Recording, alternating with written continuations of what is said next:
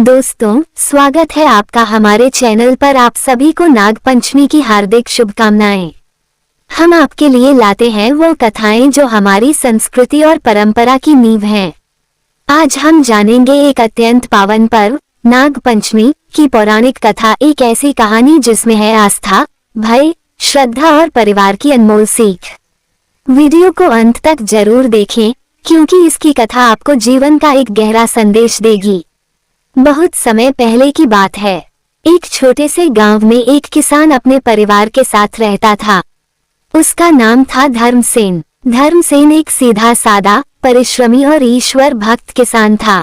उसके 3 पुत्र थे, सौम्य, सत्य और सिद्ध। हर वर्ष की तरह सावन का महीना आया। खेतों में हरियाली छा गई। धर्मसेन ने खेतों में हल चलाना शुरू किया।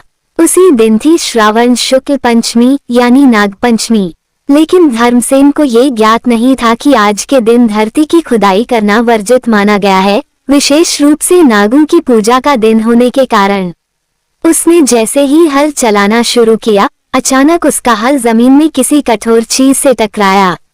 वह सोच नहीं पाया कि कुछ गलत हो रहा है। जब उसने मिट्टी हटाई तो देखा कि एक नाग अपने बिल में घायल पड़ा है।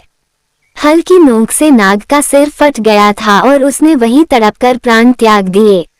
किसान को थोड़ी देर तक कुछ समझ नहीं आया, लेकिन वो ये भूलकर अपने घर लौट आया। उस रात जैसे ही सभी सोने गए, तभी कुछ भयावह घटित हुआ।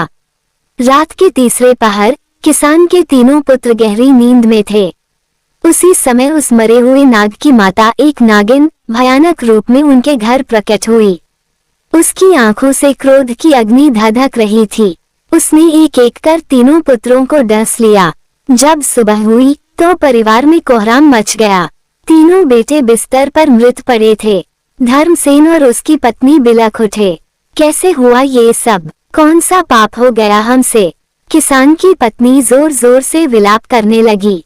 उसी समय गांव के एक वृद्ध पंडित ने कहा, आज नाग पंचमी थी, तुमने हल चलाकर एक पवित्र जीव को मार डाला। यह उसी का प्रतिशोध है। ये सुनते ही धर्मसेन और उसकी पत्नी का मन पश्चाताप से भर गया।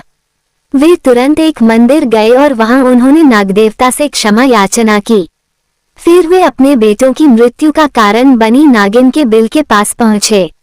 वहां जाकर उन्होंने दूध का कटोरा रखा और अपने पश्चाताप के आंसुओं के साथ नागिन से क्षमा की प्रार्थना की।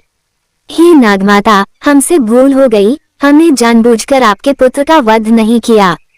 हम अपने पुत्रों को खो चुके हैं, पर आप तो करुणामयी हैं। कृपा करें, उन्हें लौटा दें। नागिन ने जब ये सच्चा पश्चाताप देखा तो उसका हृदय पिघल गया। उसने अपने विष की शक्ति को वापस लिया और 3 पुत्रों को जीवनदान दे दिया। कहते हैं उस दिन से लेकर आज तक नाग पंचमी के दिन लोग सांपों की पूजा करते हैं। न तो इस दिन खेतों में हल चलाया जाता है, न ही जमीन खोदी जाती है। इस दिन दूध, चावल, फूल और हल्दी से नाग देवताओं की पूजा की जाती है। इस कथा से हमें 2 गहरी बातें सीखने को मिलती हैं। पहली, प्रकृति के हर जीव में ईश्वर का अंश है। सांप जैसा जीव जिसे हम अक्सर डर या नफरत से देखते हैं, वह भी पूजनीय हो सकता है। दूसरी, सच्चे हृदय से किया गया पश्चाताप असंभव को भी संभव बना सकता है। नाग पंचमी केवल एक धार्मिक त्योहार नहीं, ये प्रकृति और उसके सभी जीवों के प्रति हमारी जिम्मेदारी का प्रतीक है। तो दोस्तों, ये थी नाग पंचमी की पौराणिक कथा। अगर यह कहानी आपके दिल को छू गई हो तो इस वीडियो को लाइक करें और अपने दोस्तों व परिवार के साथ जरूर शेयर करें। और हाँ, हमारे चैनल को सब्सक्राइब करना न भूलें ताकि आपको ऐसी ही और पौराणिक कथाएं समय समय पर मिलती रहें। फोल्डेड हैंड्स, नागदेवता की कृपा आप पर सदैव बनी रहे। जय नागदेव।